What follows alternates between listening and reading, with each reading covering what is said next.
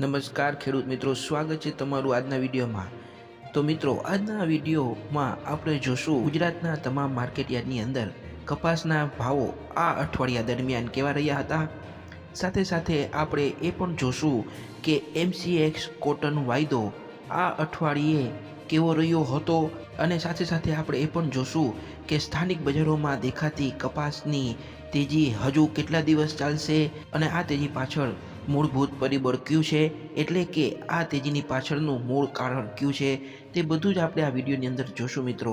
પણ આપણે આ વિડીયો ચાલુ કરીએ તેની પહેલાં જો તમે રોજે રોજ ખેડૂતોને લગતા સમાચાર મેળવવા માંગતા હોય અને કપાસના તમામ માર્કેટયાર્ડના ભાવને જાણવા માંગતા હોય તો ચેનલને સબસ્ક્રાઈબ કરી દેજો અને વિડીયોને લાઈક કરી દેજો, જેથી તમે રોજે રોજ ખેડૂતોને લગતા સમાચાર અને તમામ માર્કેટયાર્ડની અંદર કપાસના ભાવમાં કેવી હલચલ રહી છે તે જાણી શકો। તો મિત્રો, હું તમને જણાવી દઉં કે તારીખ 22 ફેબ્રુઆરીથી લઈને 1 માર્ચ સુધીના સ્ક્રીન ઉપર દેખાતા આ MCX કોટન વાયદાના ભાવ છે, જે તમે જોઈ શકો છો।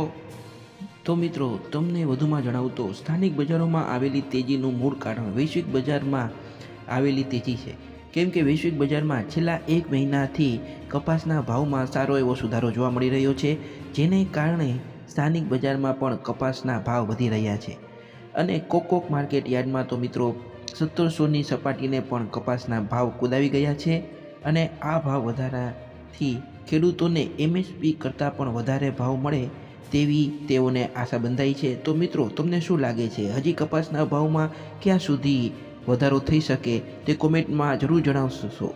શું કપાસના ભાવ 2000ની સપાટીને વટાવી જશે? તમે શું માનો છો તે કોમેન્ટ સેક્શનમાં જરૂર જણાવજો। જો વધુમાં તમને જણાવું તો મિત્રો, હાલ કપાસના ભાવ સુધરતા ખેડૂતોની પકડ મજબૂત થઈ છે।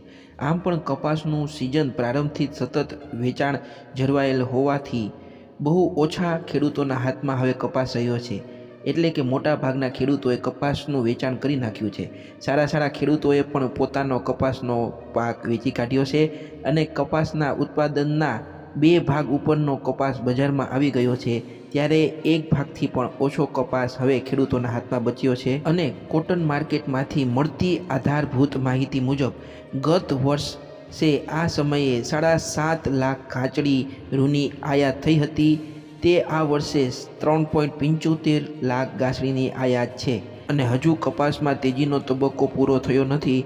હજુ પણ માર્ચ મહિનામાં 100 રૂપિયા સુધીનો વધારો થવાની શક્યતાઓ દેખાઈ રહી છે।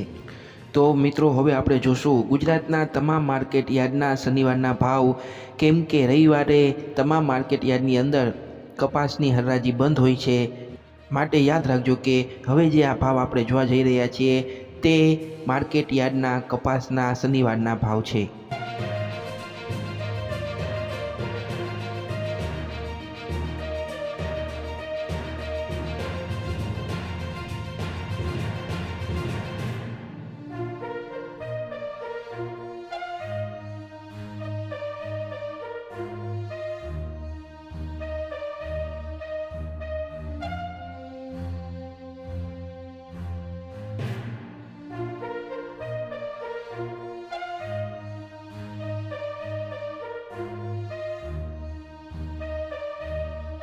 તો મિત્રો, ચેનલને સબસ્ક્રાઈબ કરવાનું ભૂલતા નહીં। આપણે મળશું આવતા વિડીયોમાં, ત્યાં સુધી જય હિન્દ, જય ભારત।